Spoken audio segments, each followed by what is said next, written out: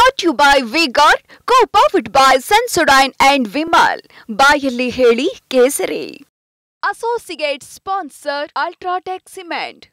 ಈಗ ಟೈಮ್ ಕೊಟ್ಟಿದ್ದು ಟೈಮ್ ಬಾರ ಆಯಿತು. ಹೀಗಾಗಿ SIT ಅಧಿಕಾರಿಗಳ ತಂಡ ಈಗಾಗಲೇ ವಿದೇಶಕ್ಕೆ ಹೋಗಿದೆ.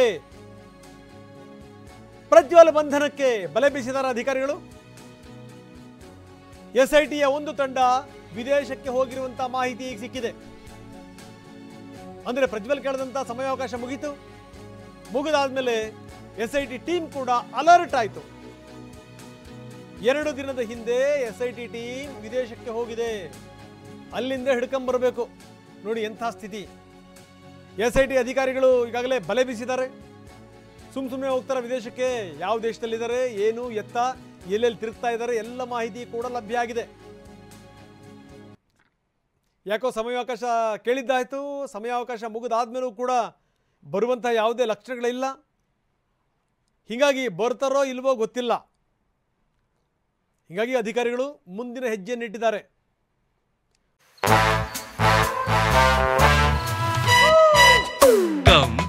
Come, my love, please don't say no, baby. Come, my love. V-Guard ನ air coolers extra large cooling pad ನೊಂದಿಗೆ ಇದು ಎಂತೆಂಥವರನ್ನು ಕೂಲ್ ಆಗಿಸುತ್ತೆ. V-Guard air coolers, long lasting cooling. ಹೋಗಿ ಎಲ್ಲಿರ್ತಾರೋ ಅಲ್ಲಿಂದಲೇ ಎತ್ತಕೊಂಬರಬೇಕು. ಎಂಥ ಸ್ಥಿತಿ ನೋಡಿ. ಬರೀ ನಮ್ಮ ಕ್ರೈಮ್ ಹೆಡ್ ಕಿರಣ್ ಈಗ ನಮ್ಮೊಂದಿಗೆ ನೇರ ಸಂಪರ್ಕದಲ್ಲಿದ್ದಾರೆ. ಮತ್ತು ನಮ್ಮ ದೇವನಹಳ್ಳಿಯ ರಿಪೋರ್ಟರ್ ಕೂಡ ನಮ್ಮೊಂದಿಗೆ ನವೀನ್ ನಮ್ಮೊಂದಿಗೆ ನೇರ ಸಂಪರ್ಕದಲ್ಲಿದ್ದಾರೆ. ಇಬ್ಬರ ಜೊತೆ ಚರ್ಚೆ ಮಾಡ್ತೀನಿ. ಮೊದಲು ಶುರು ಮಾಡ್ತಾ ಇದ್ದೀನಿ ಕಿರಣ್ ಅವ್ರ ಮುಖಾಂತರ. ಕಿರಣ್, ಭಾಳ ಗಮನಿಸಬೇಕಾದಂಥ ಸಂಗತಿ, ಯಾಕಂದರೆ ಕೊಟ್ಟಂಥ ಸಮಯಾವಕಾಶ ಮುಗೀತು. ಅವ್ರು ಸಮಯಾವಕಾಶ ಕೇಳಿದರು. ಸಮಯ ಅವಕಾಶ ಎಲ್ಲ ಮುಗಿದಾದ ಮೇಲಿಂದ ಗೊತ್ತಾಯಿತು ಇವ್ರು ಬರುವಂಥ ಲಕ್ಷಣಗಳು ಕಾಣ್ತಾ ಇಲ್ಲ ಅಂತ. ಒಂದು ಮೂಲದ ಪ್ರಕಾರ ಇವತ್ತು ಬರ್ತಾರೆ ಅಂತ, ಇನ್ನೊಂದು ಮೂಲದ ಪ್ರಕಾರ ರಿಸಲ್ಟ್ ಬಂದು ಆದಮೇಲೆ ಬರ್ತಾರೆ ಅಂತ, ಕೆಲವರು ಬಂದರೆ ಬರ್ತಾರೆ, ಬರಲಿಲ್ಲ ಅಂದರೆ ಬರದೇ ಇಲ್ಲ ಅಂತ, ಇವೆಲ್ಲ ಮಾತುಗಳನ್ನು ಕೇಳಾಗಿತ್ತು. ಆದರೆ ಇದೀಗ ಬಂದಿರುವಂಥ ಸುದ್ದಿ, ವೆರಿ ಇಂಪಾರ್ಟೆಂಟ್ ಸುದ್ದಿ. ಇಲ್ಲಿಂದ ಈಗಾಗಲೇ ಒಂದು SIT ತಂಡ ವಿದೇಶಕ್ಕೆ ಹಾರಿದೆ. ಎಷ್ಟು ಜನರ ತಂಡ, ಯಾವಾಗ ಹೋಯಿತು, ಯಾವ ದೇಶಕ್ಕೆ ಹೋಗಿದೆ, ಖಚಿತ ಮಾಹಿತಿಯ ಆಧಾರದ ಮೇಲೆ ಹೋಗಿದೆಯಾ, ಮುಂದೇನು ಕಿರಣ್? ರಂಗನಾಥ್, ಈಗ SIT ಅಧಿಕಾರಿಗಳು ಪ್ರಜ್ವಲ್ ರೇವಣ್ಣ ಎಲ್ಲಿದ್ದಾನೆ ಅನ್ನೋ ಒಂದು ಇನ್ಫಾರ್ಮೇಷನ್ ಅವ್ರಿಗೆ ಪಕ್ಕ ಸಿಕ್ಕಾದ ಮೇಲೆ ಒಂದು ತಂಡ 2 ದಿನಗಳ ಹಿಂದೆ ಹೋಗಿದೆ ಅನ್ನೋ ಒಂದು ಇನ್ಫಾರ್ಮೇಷನ್ ನಮಗೆ SIT ಮೂಲಗಳಿಂದ ಸಿಕ್ಕಿದೆ. ಇಮಿಡಿಯೇಟಾಗಿ ಆತನನ್ನು ಹೋಗಿ ಅಲ್ಲಿ ಅರೆಸ್ಟ್ ಮಾಡೋಕ್ಕೂ ಕೂಡ ಆಗೋದಿಲ್ಲ. ಯಾಕೆಂತಂದರೆ ಅಲ್ಲಿ ಹೋಗಿರೋದು ಈತ ಟೂರಿಸ್ಟ್ ವೀಸಾದಲ್ಲಿ ಹೋಗಿರೋದ್ರಿಂದ ಆ ದೇಶದ ಅವನ್ನ ಕನ್ವಿನ್ಸ್ ಮಾಡಿ ಕರ್ಕೊಬರ್ಬೇಕಾಗತ್ತೆ. ಯಾಕೆಂತಂದ್ರೆ ಅಲ್ಲಿ ನೇರವಾಗಿ ಆತನನ್ನು ಅರೆಸ್ಟ್ ಮಾಡಿ ಈತ ಕರ್ಕೊಬರೋಕ್ಕಾಗೋದಿಲ್ಲ. ಹಾಗಾಗಿ ಅಲ್ಲಿ ಹೋಗಿ ಅವನ್ನ ಕನ್ವಿನ್ಸ್ ಮಾಡಿ ಅವನಿಗೆ ಏನಾಗುತ್ತೆ ಏನು ಅಂತ ಅವನ್ನ ಕನ್ವಿನ್ಸ್ ಆದ ನಂತರ ಆತ ಬರ್ತೀನಿ ಅಂತಂದರೆ ಆತನ ಕರ್ಕೊಬರ್ಬೋದು ಅನ್ನೋದು ಈಗಿರುವಂಥದ್ದು. ಇನ್ನೊಂದು ಕಡೆ ಇಲ್ಲ ಅವನೇ ಬರ್ತಾ ಇದ್ದಾನೆ ಅನ್ನೋ ಒಂದು ಇನ್ಫಾರ್ಮೇಷನ್ ಕೂಡ. ಯಾಕೆಂತಂದರೆ ಈಗ ಯಾವುದೇ ರೀತಿಯ ಒಂದು ದೇಶದಿಂದ ಇನ್ನೊಂದು ದೇಶ ಬೋರ್ಡಿಂಗ್ ಪಾಸ್ ಅಲ್ಲಿ ಎಂಟ್ರಿ ಆಯಿತು ಅಂತಂದರೆ, ಈಗ ಎಕ್ಸಾಂಪಲ್ ಫ್ರಾಂಕ್ಫರ್ಟಲ್ಲಿ ಏರ್ಪೋರ್ಟಲ್ಲಿ ಆತನ ಬೋರ್ಡಿಂಗ್ ಪಾಸ್ ಆಯಿತು, ಟಿಕೆಟ್ ಕನ್ಫರ್ಮ್ ಆಗಿರ್ಬಂದು ಅಂದರೆ ಇಲ್ಲಿಯ ಏರ್ಪೋರ್ಟ್ಗೆ ಇಲ್ಲಿಯ ಸಂಬಂಧಪಟ್ಟಂಥ ಇಮಿಗ್ರೇಷನ್ಗೆ ಲಿಸ್ಟ್ ಬರುತ್ತೆ. ಈಗ ಒಂದಷ್ಟು ಇಲ್ಲ SIT ಅಧಿಕಾರಿಗಳು ಏರ್ಪೋರ್ಟಲ್ಲೇ ಬಿಟ್ಟಿದ್ದಾರೆ. ಕಳೆದ 3-4 ದಿನದಿಂದ ಕೂಡ ಇವಾಗ ಬರ್ಬೋದು, ಅವಾಗ ಬರ್ಬೋದು ಅಂತ. ಕೆಲವೊಂದಷ್ಟು ಈಗ ಇರುವಂಥದ್ದು ಒಂದು ಅಲ್ಲಿಗೆ ಹೋಗಿದ್ದಾರೆ, ಅಲ್ಲೇ ಕನ್ವಿನ್ಸ್ ಮಾಡಿ ಕರ್ಕೊ ಬರ್ತಾರೆ ಅನ್ನೋದು ಕೂಡ ಮಾತಿದೆ. ಒಟ್ಟಾರೆ ಅಲ್ಲಿ ಈಗ ಇರುವಂಥದ್ದು ಯಾಕೆಂತಂದರೆ ಬೆಂಗಳೂರಿಂದ ಫ್ರಾಂಕ್ಫರ್ಟ್ಗೆ ಹೋಗಿ ಏನು ಜರ್ಮನಿಯಲ್ಲಿ ಅಲ್ಲಿ ಚೆಕ್ ಇನ್ ಆಗಿದ್ದು ಅದಾದಮೇಲೆ ಎಲ್ಲೂ ಕೂಡ ಹೋಗಿಲ್ಲ. ಬಹುಶಃ ನಿಖರವಾಗಿ ಆತ ಅಲ್ಲಿರ್ಬೋದು ಅಥವಾ ಅದಕ್ಕೆ ಸಂಬಂಧಪಟ್ಟಂತೆ ಮಾಹಿತಿ ಇರ್ಬೋದು ಅನ್ನೋ ಲೆಕ್ಕದಲ್ಲಿ ಬಹುಶಃ SIT ಅಧಿಕಾರಿಗಳ ಅಪ್ರೋಚ್ ಮಾಡೋಕೆ ಅಥವಾ ಅಲ್ಲಿಗೆ ಹೋಗಿ ಆತನನ್ನು ಕನ್ವಿನ್ಸ್ ಮಾಡಿ ಕರ್ಕೊಬರುವಂಥ ಪ್ರಯತ್ನ ಕೂಡ ಮಾಡ್ತಾಯಿದ್ದಾರೆ. ಯಾಕೆಂತಂದರೆ ಹಿಂದೆ ಕೂಡ ಹೋಮ್ ಮಿನಿಸ್ಟರ್ ಹೇಳಿದ್ರು ನಾವು ಎಲ್ಲಿದ್ರೂ ಕೂಡ ಬಿಡೋದಿಲ್ಲ, ಹೋಗಿ ಅವ್ರನ್ನ ಅರೆಸ್ಟ್ ಮಾಡ್ತೀವಿ ಅಂತ. ಅದೇ ರೀತಿ ಈಗ SIT ಅಧಿಕಾರಿಗಳು ಸೀರಿಯಸ್ ಆಗಿ ಪ್ರಕರಣ ತೆಗೆದುಕೊಂಡು ಈಗ ಪ್ರಜ್ವಲ್ ರೇವಣ್ಣನ ಹುಡುಕಾಟವನ್ನು ಮುಖ್ಯವಾಗಿ ಆತನಿಗೆ ಟೈಮ್ ಕೊಟ್ಟಿದ್ರು. ಒಂದು 7 ಡೇಸ್ ಅಂತ ಏನು ಹೇಳಿದ್ರು. ಆದರೂ ಕೂಡ ಅವರಿಗೆ 3-4 ನೋಟಿಸನ್ನು ಕೊಟ್ಟಿದ್ರು.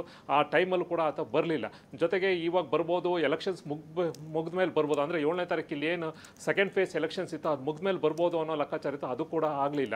ಈಗ ನಂತರ ಈಗ ಮತ್ತೆ ರಿಸಲ್ಟ್ ಬಂದ ಮೇಲೆ ಬರ್ತಾರೆ ಅನ್ನೋದು ಒಂದು ಅಂಶ ಇತ್ತು. ಅದಕ್ಕಿಂತ ಮುಂಚೆನೇ ಬಹುಶಃ SIT ಅಧಿಕಾರಿಗಳು ಅದಕ್ಕೆ ಮುಂದಾಗಿದ್ದಾರೆ. ಆತ ಅಲ್ಲಿವರೆಗೂ ವೇಟ್ ಮಾಡೋದು, ಇಮಿಡಿಯೇಟಾಗಿ ಆತನನ್ನು ಕರ್ಕೊಬರೋದು, ಈಗ ಎಲ್ಲ ರೀತಿಯ ಪ್ರಯತ್ನವನ್ನು SIT ಅಧಿಕಾರಿಗಳು ಮಾಡ್ತಾ ಇದ್ದಾರೆ. ರಂಗನಾಥ್, ಓಕೆ, ಧನ್ಯವಾದ ಕಿರಣ್ ತಮ್ಮೆಲ್ಲ ಮಾಹಿತಿಗೆ. ಇದ್ರ ಬಗ್ಗೆ ಇನ್ನಷ್ಟು ವಿವರಗಳನ್ನು ನಾವು ಪಡಿತೀವಿ.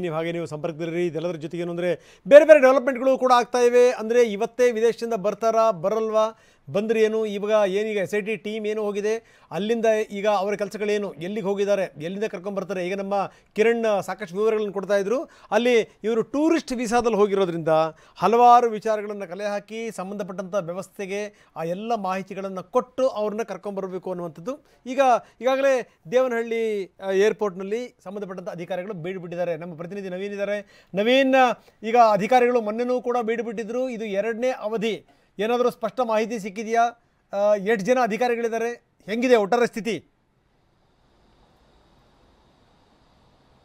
ರಂಗನಾಥ್, ಖಂಡಿತ ಸಹ ಏನೊಂದು ಕಳೆದ ಒಂದು ವಾರದಿಂದಲೂ ಸಹ SIT ತಂಡ ಜೊತೆಗೆ ಗುಪ್ತಚರ ಇಲಾಖೆ ಅಧಿಕಾರಿಗಳು ಈಗಾಗಲೇ ಆ ಕೆಂಪೇಗೌಡ ಏರ್ಪೋರ್ಟ್ನಲ್ಲಿ ಬೀಡು ಬಿಟ್ಟು ಪ್ರತಿನಿತ್ಯ ಸಹ ವಾಚ್ ಮಾಡ್ತಾ ಇದ್ದಾರೆ. 2 ತಂಡಗಳಾಗಿ ಬೆಳಗ್ಗೆ ಒಂದು ತಂಡ ಜೊತೆಗೆ ರಾತ್ರಿ ಒಂದು ತಂಡ ಒಂದು ಸಂಪೂರ್ಣವಾಗಿ ಇಲ್ಲಿ ಒಂದು ಪರಿಶೀಲನೆಯನ್ನು ಮಾಡ್ತಾ ಇದ್ದಾರೆ. ಅದರಲ್ಲೂ ಪ್ರಮುಖವಾಗಿ ಅಂತಾರಾಷ್ಟ್ರೀಯ ವಿದೇಶದಿಂದ ಬರ್ತಾ ಇರ್ತಕ್ಕಂಥ ವಿಮಾನಗಳ ಮೇಲೆ ಹದ್ದಿನ ಕಣ್ಣಿಟ್ಟಿದ್ದಾರೆ. ಅದರಲ್ಲೂ ಏನೀಗ ಅಲ್ಲಿ ಪ್ರಯಾಣಿಕರು ವಿದೇಶದಲ್ಲಿ ಬೋರ್ಡ್ ಆದ ತಕ್ಷಣ ಇಲ್ಲಿಗೆ ಒಂದು ಲಿಸ್ಟ್ ಬರುತ್ತೆ. ಆ ಲಿಸ್ಟನ್ನು ಗಮನವಿಟ್ಕೊಂಡು ನೋಡ್ತಾ ಇರ್ತಾರೆ. ಅದರಲ್ಲಿ ಏನೀಗಾಗಲೇ ಪ್ರಜ್ವಲ್ ರೇವಣ್ಣರ ಒಂದು ಪಾಸ್ಪೋರ್ಟ್ ನಂಬರ್ ಇದೆ. ಪಾಸ್ಪೋರ್ಟ್ ನಂಬರ್ ಜೊತೆಗೆ ಪ್ರಜ್ವಲ್ ಅಂತಕ್ಕಂಥ ಹೆಸರು ನಲ್ಲೂ ಸಹ ಇವರು ಪರಿಶೀಲನೆಯನ್ನು ಮಾಡ್ತಾ ಇದ್ದಾರೆ. ಇಂದು ಸಹ ಏನೊಂದು 30ಕ್ಕೂ ಅಧಿಕ ವಿಮಾನಗಳು ಕೆಂಪೇಗೌಡ ಅಂತಾರಾಷ್ಟ್ರೀಯ ವಿಮಾನಕ್ಕೆ ವಿದೇಶಗಳಿಂದ ಬರ್ತಾ ಇದೆ. ಅದರಲ್ಲಿ ಪ್ರಮುಖವಾಗಿ 7 ವಿಮಾನಗಳು ಈಗಾಗಲೇ ಮಧ್ಯಾಹ್ನ 2 ಗಂಟೆ ವೇಳೆಗೆ ಬರ್ತಾ ಇದೆ. ಅವುಗಳೆಲ್ಲ ನಿಮ್ಮನ್ನು ಪರಿಶೀಲನೆಯನ್ನು ಮಾಡಿದರೆ ಅದರಲ್ಲಿ ಯಾವುದರಲ್ಲೂ ಸಹ ಅವರ ಹೆಸರು ಕಂಡು ಬಂದಿಲ್ಲ, ಜೊತೆಗೆ ಟಿಕೆಟ್ ಸಹ ಬುಕ್ ಆಗಿಲ್ಲ. ಹೀಗಾಗಿ ಏನು ಸಂಜೆ ವೇಳೆಗೆ ಮತ್ತೆ ಇನ್ನಷ್ಟು ವಿಮಾನಗಳು ಬರುವಂಥ ಸಾಧ್ಯತೆ. ಈಗ ಅವುಗಳಲ್ಲಿ ಏನಾದರೂ ಇವರ ಹೆಸರು ಇದೆಯಾ, ಇವರು ಮತ್ತೆ ಅದರಲ್ಲಿ ಬರ್ತಾ ಇದ್ದಾರೆ ಅಂತಕ್ಕಂಥ ನಿಟ್ಟಿನಲ್ಲಿ ಸಹ ಹದ್ದಿನ ಕಂಡಿದ್ದಾರೆ. ಜೊತೆಗೆ ಈಗಾಗಲೇ SIT ಅಧಿಕಾರಿಗಳ ಜೊತೆ ಸಹ ಸಂಪೂರ್ಣವಾಗಿ ಏನು ಏರ್ಪೋರ್ಟಲ್ಲಿ ಇರ್ತಕ್ಕಂಥ ಅಧಿಕಾರಿ ತಂಡ ಜೊತೆಗೆ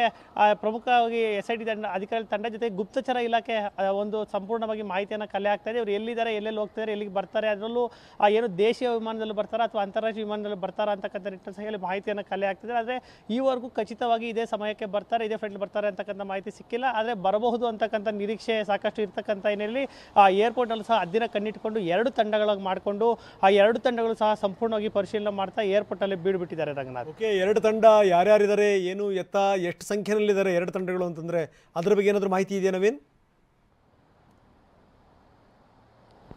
ರಂಗನಾಥಿಗಾಗಲೇ ಏನು ಒಳಗಡೆ ಒಂದಷ್ಟು ತಂಡದಲ್ಲಿ ಒಂದು ತಂಡಕ್ಕೆ 6 ರಿಂದ 7 ಜನ ಇದ್ದಾರೆ ಅಂತಕ್ಕಂಥ ಮಾಹಿತಿ ಲಭ್ಯ. ಅದರಲ್ಲಿ ಏನು ಮಫ್ತಿಯಲ್ಲಿ ಸಹ ಎಲ್ಲರೂ ಸಹ ಏನೀಗ ಒಳಭಾಗದಲ್ಲಿ ಒಂದಷ್ಟು ತಂಡ ಜೊತೆಗೆ ಆ ಹೊರಭಾಗದಲ್ಲಿ ಪ್ರಮುಖವಾಗಿ ಕೆಂಪೇಗೌಡ ಅಂತಾರಾಷ್ಟ್ರೀಯ 2 ಟರ್ಮಿನಲ್ಗಳಿವೆ. 2 ಟರ್ಮಿನಲ್, ಒಂದು ಟರ್ಮಿನಲ್ಲಿ ಸಂಪೂರ್ಣವಾಗಿ ದೇಶೀಯ ವಿಮಾನಗಳು ಬಂದರೆ ಮತ್ತೊಂದು ಟರ್ಮಿನಲ್ಲಿ ದೇಶೀಯ ಮತ್ತು ವಿದೇಶಿ ವಿಮಾನಗಳು ಸಹ ಬರ್ತಾ ಇದ್ದಾವೆ. ಇದರಲ್ಲಿ ಏನು ದೇಶೀಯ ವಿಮಾನದಲ್ಲಿ ಒಂದಷ್ಟು ಜನ, ಒಂದು 3-4 ಜನ ದೇಶೀಯ ವಿಮಾನಗಳ ಅದರಲ್ಲೂ ಸಹ ಪರಿಶೀಲನೆಯನ್ನು ಮಾಡ್ತಿದ್ದಾರೆ. ಜೊತೆಗೆ ಇನ್ನೊಂದಷ್ಟು ತಂಡ ಅಂತಾರಾಷ್ಟ್ರೀಯ ವಿಮಾನದಲ್ಲಿ ಒಂದು 5-6 ಜನರ ತಂಡ ಅಲ್ಲಿ ಸಹ ಪರಿಶೀಲನೆ ಮಾಡ್ತಿದ್ದಾರೆ. ಅದರಲ್ಲಿ ಪ್ರಮುಖವಾಗಿ ಶಿಫ್ಟನ್ನು ಮಾಡಿಕೊಂಡು ರಾತ್ರಿ ವೇಳೆ ಹೆಚ್ಚಿನ ಸಂಖ್ಯೆಯಲ್ಲಿ ವಿದೇಶಿ ವಿಮಾನಗಳು ಬರ್ತಾ ಇರತಕ್ಕಂಥ ಹಿನ್ನೆಲೆಯಲ್ಲಿ ರಾತ್ರಿ ವೇಳೆ ಒಂದು 6-7 ಜನರ ತಂಡ ಅಲ್ಲಿ ಒಂದು ಬಿಟ್ಟು ಅಲ್ಲಿ ಪರಿಶೀಲನೆ ಮಾಡಿದ್ದಾರೆ. ಹಗಲಿನಲ್ಲಿ ಒಂದು 2-3 ತಂಡಗಳು, ಅದರಲ್ಲಿ ಪ್ರಮುಖವಾಗಿ ಏನು ಏರ್ಲೈನ್ಸ್ ಇದೆ, ಏನು ಈಗಾಗಲೇ ದುಬೈನಿಂದ ಬರ್ತಕ್ಕಂಥದ್ದಾಗಬಹುದು, ಬಸ್ಗಳಿಂದ ಬರ್ತಕ್ಕಂಥದ್ದು ಎಮಿರೇಟ್ಸ್ ಮತ್ತು ಲುಫ್ತಾನ್ಸಾ ಏರ್ಲೈನ್ಸ್ ಮೇಲೆ ಹೆಚ್ಚಿನ ಕಣ್ಣಿಟ್ಕೊಂಡು ಏನು ಒಂದು ಇರ್ತಕ್ಕಂಥ ಲಿಸ್ಟನಲ್ಲಿ ಪರಿಶೀಲನೆ ಮಾಡ್ಕೊಂಡು ಲಿಸ್ಟ್ ಮುಖಾಂತರ ಇವರು ಪರಿಶೀಲನೆಯನ್ನು ಮಾಡ್ತಾ ಇರ್ತಕ್ಕಂಥದ್ದು. ಓಕೆ, ಧನ್ಯವಾದ ತಮ್ಮೆಲ್ಲ ಮಾಹಿತಿಗೆ. Brought to you by V-Guard, co-powered by Sensodyne and Vimal.